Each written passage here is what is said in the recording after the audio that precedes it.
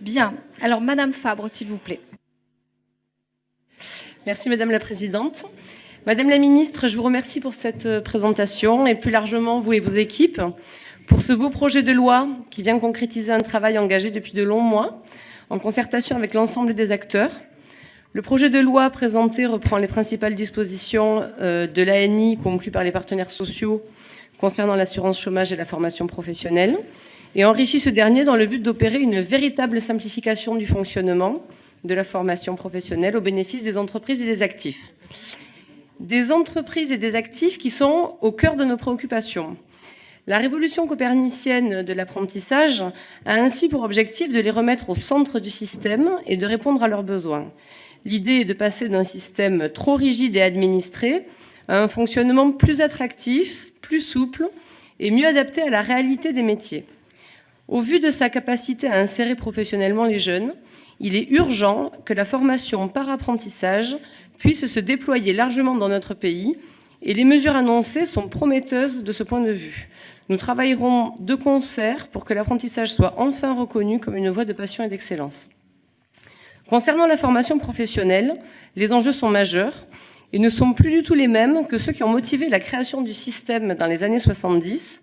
Nous entrons aujourd'hui dans une société de la connaissance, dans laquelle la compétence est le meilleur atout, vous l'avez dit, pour la compétitivité de notre économie et le meilleur rempart contre le chômage et la précarité. Demain, comme nous le rappelons souvent, 50% des emplois seront transformés, 20% seront créés et autant vont disparaître. Dans ce contexte, les salariés seront amenés à changer plusieurs fois d'employeur ou de métier au cours de leur vie professionnelle. Il est donc nécessaire de permettre aux salariés de se former indépendamment du souhait de leur employeur. Il convient également de clarifier le rôle de chaque acteur concernant la formation. Aux entreprises, la responsabilité d'investir dans la formation pour assurer leur compétitivité et l'adaptation des salariés. À l'État et aux régions, la mission de permettre aux demandeurs d'emploi de construire un projet professionnel viable et de le réaliser. Aux salariés, la possibilité d'engranger de nouvelles compétences tout au long de leur vie professionnelle. Cette réalité appelle une refondation du système en donnant une vraie marge de manœuvre aux individus dans la conduite de leurs projets professionnels.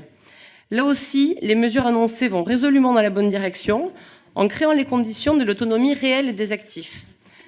Ainsi, le compte personnel de formation monte en puissance en octroyant significativement plus de capital formation à chacun, en mettant à disposition un outil ergonomique et simple d'utilisation et en éclairant le choix de chacun via une information plus transparente et un accompagnement renforcé.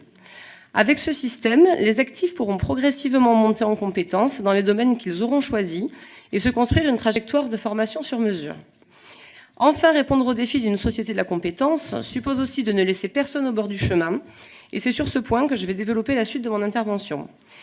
D'abord, les mesures annoncées créent un droit réel et opposable à la qualification, puisque les salariés non qualifiés auront des droits majorés à 8 000 €, leur permettant concrètement d'accéder à la qualification.